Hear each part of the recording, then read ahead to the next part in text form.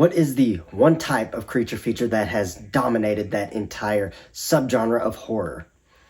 Well, seems to me like it's shark movies. So let's talk about one.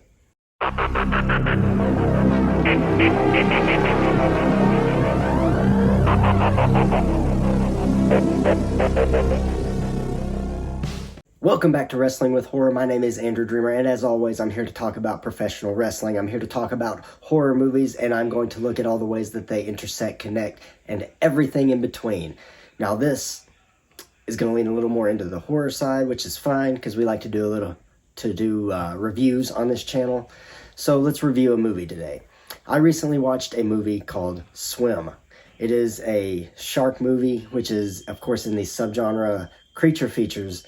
And this one in particular kind of lends itself to that movie Croc that came out a few years ago, where the family got trapped in their house during a big storm, and the crocodile was attacking them in their house and things like that. This film replaces that crocodile with a shark. Now, of course, they're in California. It's hurricanes coming towards them, and the storm's about to hit. This family shows up to their vacation home, as they do every summer. Only this time, there are some issues with the house. The pipes are leaking, things are run down, and of course, to top it all off, you have this giant hurricane that is coming in. Now, aside from all this, the father of the family is not with them yet. He had to do some business before, and he's trying to get to them. Of course, he can't really take a plane because of the weather, so he's renting a car and driving in. That father is actually played by Joey Lawrence, who was, of course, in the show Melissa and Joey, and have been in several other things throughout the years. Now, before we really get too much farther into the plot of this film, I want to preface all of this by saying that this film was released by the Asylum. Now, if you don't know what the Asylum is, they're kind of known for those, not really parody films, but they take like a popular film that's coming out in theaters and they do a very similar name, but they change the story and make it something completely different than anything else that's like that. This isn't really one of those. They do have their own kind of original films that they produce as well, and this is one of them, although it is kind of a play on Croc. It's very similar, but it's kind of it's more of an original thing than a lot of the other projects that they release. And of course, if you've seen any of the Asylum's films that they put out, none of them are good. They're not really meant to be good either. They're very low budget. They're very, very cheaply made, and that's kind of, they use it to their strength almost. Now, I'm not going to pretend that this is a good movie. It's not a good movie at all. It is ridiculous. The CGI is bad. The acting is subpar. The writing isn't extremely strong, but that's okay, because when you're going into an Asylum movie, you know what you're getting. It's the people who don't know what they're getting into who are going to find the most issues with a film like this. That being said, for what it's worth, I kind of enjoyed this film. I like shark movies. I like movies that are, I guess, intentionally bad. And it feels like at some points this movie was intentionally bad.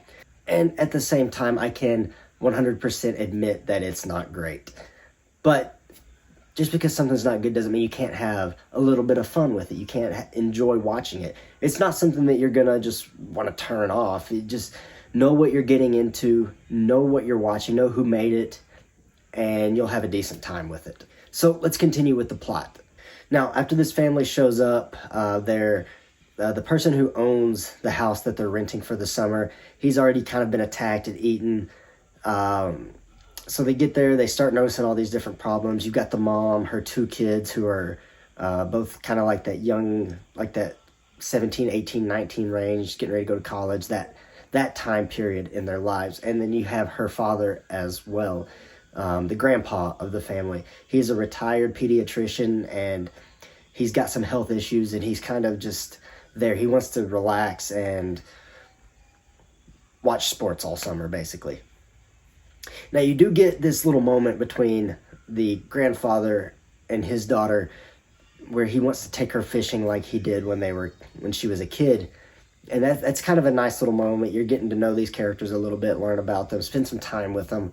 But where the plot of this film really kicks off is when the son goes out swimming in the ocean. He wants to go meet this girl that he talks to every summer, kind of like a summer fling thing that he has every year. So they go swimming, and the storm's kicking up, and the waves are getting bigger, the rain's starting to come, the lightning, all, just big storm coming. So the mother sends the daughter down to get them. She sees the dead body in the water that is kind of washed back up on shore. And then, of course, they see the shark swimming around. So the girl that the son was talking to has been bitten on the leg. They finally get her out. They take her into the house. The grandfather starts trying to get them and take care of her. But, of course, he's only a pediatrician, so he says that they need to take her to a hospital. And so they try to get her out. But, of course, the storm has just gotten so bad at this point that they can't get out. They can't go anywhere. And the local police and around have basically shut down all the roads. Nobody's been allowed back in. So that being said, the pipes are still leaking. The water, everything's starting to flood. So that during all that, the shark somehow gets into the basement, and you have this intense kind of moment where the kids are trapped in the basement. They're up on these, objects above the water. The shark's swimming around. The mom and the grandfather have to basically fashion, like, they take a fishing pole and put some bait on it to keep the shark at bay. He casts into the water and catches the shark, and somehow is able, in his very bad health that has been portrayed throughout this entire film, able to keep the shark at bay long enough for the kids to get back across, which, doesn't really make sense. But it's okay. It created a sort of tense moment, and they get back upstairs. The water's still rising. And, of course, during all this, the father is still trying to get in. He gets back and realizes that the police won't let him in. So he drives down the road a little bit. He thinks his family's still at the house, which of course they are. And he parks and he starts sneaking in. And along this way, he meets the father of the girl who got bit earlier on. And so they decide that they're going to work together to get back to the house. And, they see all the vehicles are destroyed and things like that. So they know that they're at the house. They just have to find their way back to it. Because, of course, with all the flooding, you can't just take the regular footpath that you would take. Back in the house, the water continues to rise up out of the basement, and the shark is trying to get in. It gets through the door, and the water's rising. Everybody jumps back up on furniture. And at this point is when the grandfather basically says, I can't get out. I can't escape this. I'm not strong enough anymore. And he essentially sacrifices himself to get the rest of his family upstairs and away from all this shark business. So after he's gone, they finally get upstairs, and they get up on this bed, and it's now nighttime. You can't really see anything. And the water, again, is still rising. The shark's trying to get into the bedroom, and he finally does. But they can paddle the bed just a little bit to the window upstairs, and they get the window open, and the shark swims out back into the open water, but it doesn't really disappear. It just kind of stays in the vicinity. Then you get this shot of the two fathers. They're on these little things paddling their way to the house, and then the shark confronts them. The main father, played by Joey Lawrence, says that we got to stay still, let the shark pass. The other one's like, no, I want to get to my daughter. I need to get back to my daughter. And he just does some stupid movie character stuff and gets himself eaten. And at this point, the father finally makes it back. They get up on the roof, this rescue boat comes, they get eaten, and they're basically all trapped up on the roof now. And eventually, they get saved. They get out. Like I said, not the best movie, not the best plot, not the best written, not the best acted. I understand all that, and one of the things that confused me the most throughout the entire thing is the just sheer amount of water that rose as fast as it did. Yes, I understand how flooding works. I understand all that. But the area that you see, the vast, open area, there's no way that it flooded up above the top floor of this house. If you watch the movie, you'll see the house and you'll understand what I mean. It just doesn't really make sense, but that's okay, too, because, like I said before, it's a movie made by the Asylum. Okay, so just a couple things I enjoyed about this movie. There is a few tense moments, and there's a few nice moments between characters.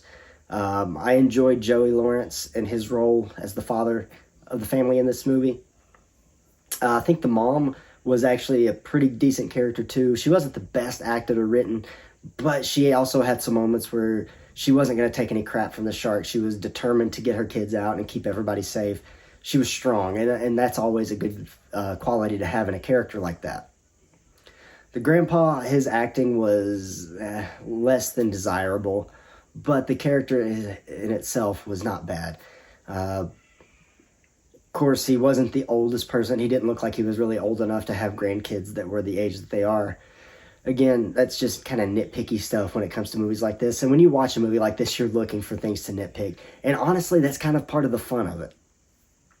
That's kind of why I watch movies like this, is because it's fun to kind of poke fun at them and nitpick all these little things and say, this doesn't make sense or that doesn't make sense. But that I get enjoyment out of things like that. And not everybody will. And that's okay. You don't have to get enjoyment out of the same things that I do. But just for my money, it was worth a watch. It was something that was enjoyable for me. Now, of course, I've touched on some of the negatives already, like the floodwater rising, the acting, the writing, the CGI. The CGI was probably the worst part, but again, I expected that. I don't think there was really a budget to make it look any better than this, and that's okay. But that's the negatives that I had for this movie. So if you're into the Asylum and you like cheesy, hokey shark movies, then definitely go check out Swim. I really enjoyed Croc a few years ago, and this, kind of was right up my alley. So I had to watch it. I had to check it out. And I understand that, like I said before, not everybody's going to like this movie. It's not for everybody. It's not made for everybody to like. But if you can get past the cheesiness and the hokiness and the cheapness of it and just kind of enjoy it for what it is, then you're going to have a decent time with it, and it's definitely worth a watch. So that is Swim, the shark version of the home invasion movie. And let me know down below if you've seen this movie, or would you even watch this movie? Just let me know what your thoughts are down below in the comments. Be respectful as always. Go ahead and hit that subscribe button if you haven't done that already. Turn your notification bell on so you never miss another video. My name is Andrew Dreamer, and this is Wrestling with Horror.